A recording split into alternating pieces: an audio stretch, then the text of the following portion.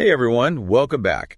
Today we're going to be taking a deep dive into the world of Cardano gaming. Ooh, exciting. Yeah, it should be pretty interesting. We're going to be talking about the concept of a unified player ID system. So imagine one identity for all your achievements and assets across different games on Cardano. So like a universal profile. Exactly.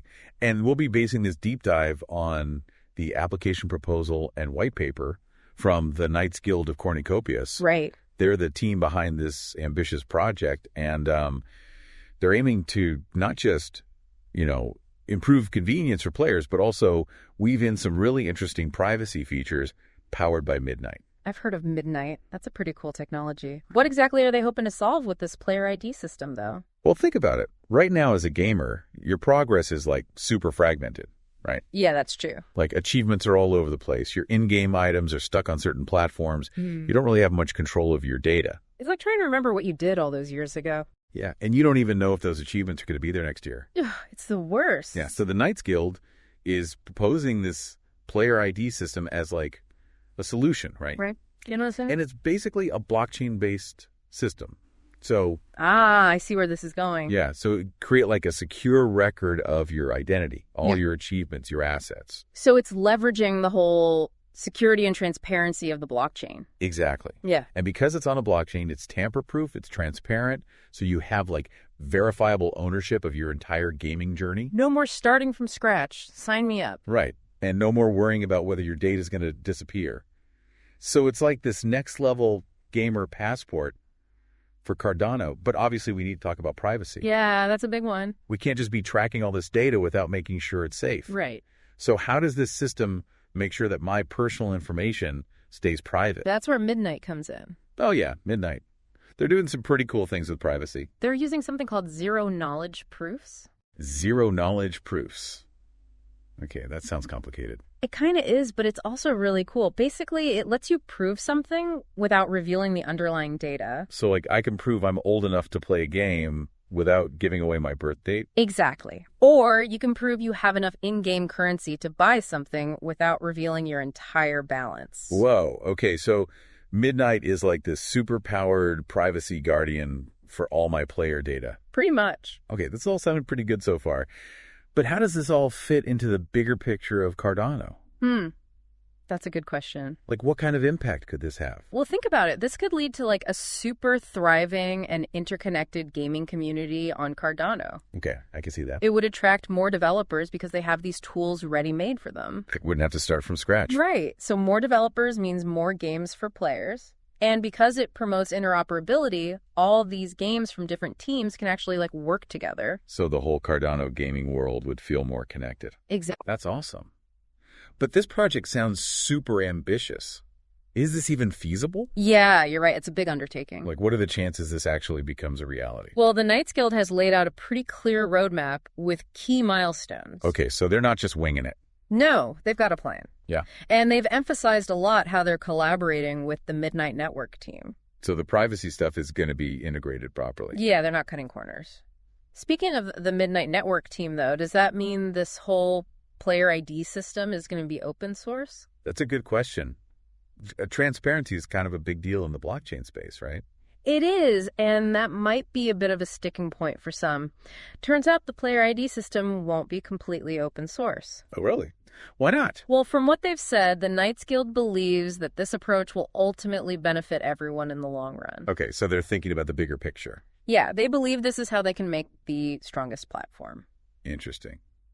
But developing something like this can't be cheap. Oh, definitely not. So how are they planning to fund this thing?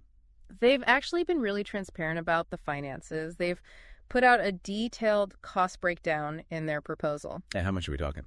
Well, the initial ask is 112,000 ADA. Okay, so not exactly pocket change. No, but the key takeaway here is that they're focusing on the long-term value for the whole Cardano community. So if this attracts more developers, more gamers. Exactly. That initial investment could pay off big time. Okay, so they're really betting on the future of Cardano gaming. They are. But let's break down those milestones you mentioned earlier a bit more. What are the actual steps they need to take to get this done? Right, because it's one thing to have a vision, it's another to actually make it happen. Right. So the first milestone is all about laying the groundwork. figuring out the scope, how they'll integrate those privacy features with Midnight, basically creating the blueprint for the whole system. Okay, so that's like the planning phase. Exactly. And then Milestone 2 dives into the actual design of the system. They have allocated 3 months to map out how identities, credentials, and assets will all be tracked across different games. So they're really taking the time to get the design right. Yeah, it's a crucial step. Then Milestone 3 is all about showing some concrete progress. They're aiming to have a proof of concept, some wireframes to show how you'll use the system, and even an outline of how Midnight will be integrated into their website. So people can actually see how it works. Exactly. And then the final milestone is the big one, bringing this whole vision to life. So when can we expect to actually see this thing launch? They're aiming for a 12-month timeline to complete testing, finalize documentation, and launch public access for early adopters. Okay, so about a year. Yeah, they're taking a measured approach to make sure everything is rock solid before they release it. That makes sense. But who's actually behind all of this? Like, who are the people trying to make this happen? The project is being led by a guy named Scott Rogers, and he's put together a pretty talented team with expertise in operations, documentation, business relations, you name it. So they've got all their bases covered. Yeah, it seems like they're well equipped to handle this challenge. All right, so we've got a strong team, a clear vision, a detailed roadmap. It sounds like the Knights Guild is serious about making this happen. They do. But before we wrap up this part of our deep dive, I think we need to address the elephant in the room. What's that? How does this actually benefit the players? Yeah, that's the million-dollar question. Like, what's the real-world value for the people playing these games? We've talked about the tech and the vision, but what does it actually mean for the average gamer? Right, and that's exactly what we'll be exploring in the next part of our deep dive. Awesome. So stay tuned, everyone. We'll be back soon to delve into the user experience, those exciting cross-game interactions, and how this system could actually empower gamers in ways we haven't even thought of yet. Welcome back to our deep dive into player ideas on Cardano. All right, so last time we left off with a big question, right? How does this actually benefit the players? Yeah, how does this make your gaming experience better? Exactly. So let's imagine you're not stuck in just one game anymore. Okay. You can just seamlessly move between these different worlds, and you bring your identity, your achievements. Like my ultimate gamer profile. Exactly.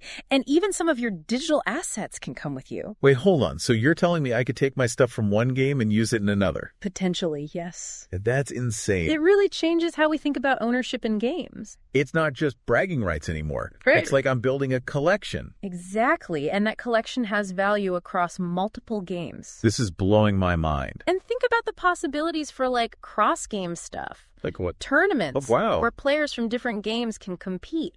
So I could bring my skills from one game into a whole new arena. Exactly. That would be epic. It would completely change competitive gaming. Okay, but this all depends on developers actually using this system, right? Yeah, that's a good point. What's their incentive to get on board? Well, for one, it makes their lives easier. How so? They don't have to build their own identity systems.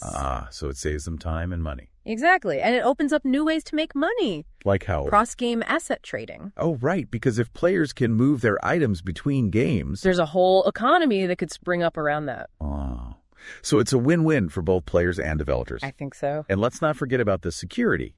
Right, because it's all on the blockchain. Everything is tamper-proof and verifiable. Which is huge in a world where account hacks are so common. Yeah, you don't want to lose all your progress because someone stole your password. Exactly. But let's talk more about the privacy stuff. We keep mentioning these zero-knowledge proofs. Right. But how does Midnight actually make my gaming experience better? Well, with Midnight, you have complete control over your data. Okay. You can choose exactly what you share and who you share it with. So I could prove I'm in a certain region without giving away my exact location. That's right. Or I could join a tournament for a certain age group without revealing my birthday. Exactly. It's all about giving you the power to decide. It's like having a personal bodyguard for my data.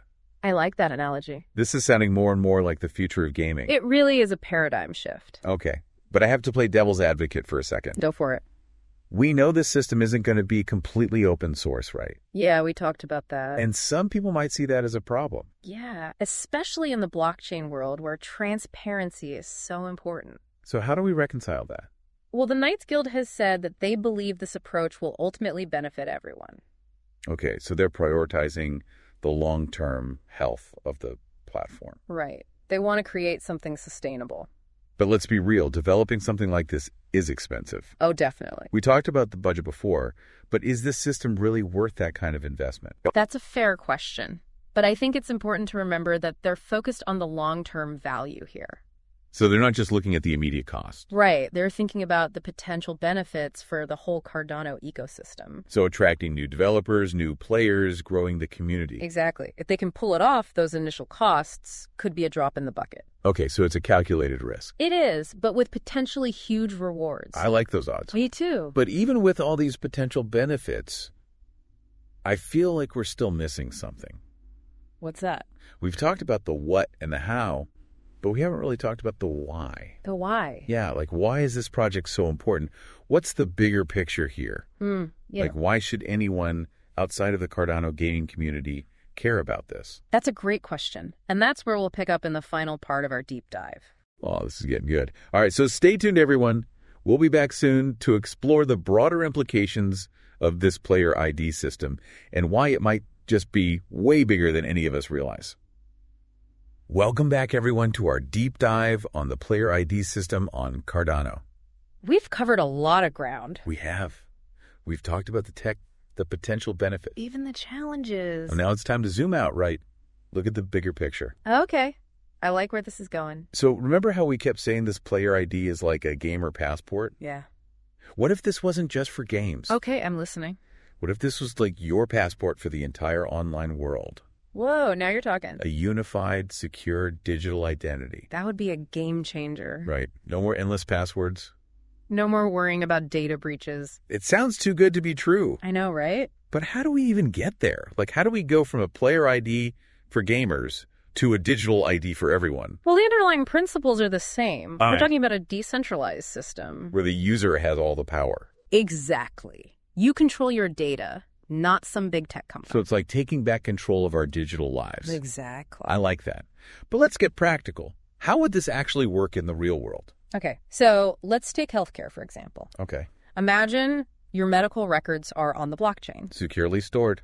And you control who has access? No more worrying about data breaches at hospitals. Right. Or insurance companies accessing your data without your consent. This could revolutionize patient privacy. And it doesn't stop there. Think about finance, Okay. secure transactions, Press fraud. education too. Oh, yeah. Your diplomas, your certificates, all on the blockchain. So you can easily prove your qualifications. Exactly. This is amazing, but we got to be realistic, right? Of course. Implementing this on a global scale is a huge challenge. There are so many moving parts. Regulations, different countries. And let's not forget the big tech companies. Yeah, they're not just going to give up control that easily. It's going to be a long road. But it's a road worth taking. It's like we're planting a seed for a better future. A future where we own our data. And we control our digital lives. And projects like this player ID system are showing us that it's possible. They're like the pioneers. They're proving that this technology can work. So it's not just some far-off dream. It's a glimpse into what the future could hold. And that's exciting. It is. So as we wrap up this deep dive, I think the main takeaway is that this is about so much more than just gaming. It's about the future of digital identity. It's about empowering individuals. In creating a more secure and equitable online world. And if you want to learn more about this, make sure to check out the links in the show notes. You can explore the Knights Guild's proposal. Read their white paper. And who knows? Maybe you'll be inspired to join this movement. It's a movement worth being a part of. Absolutely. So until next time, keep exploring, keep learning, and keep pushing for a better digital future for everyone.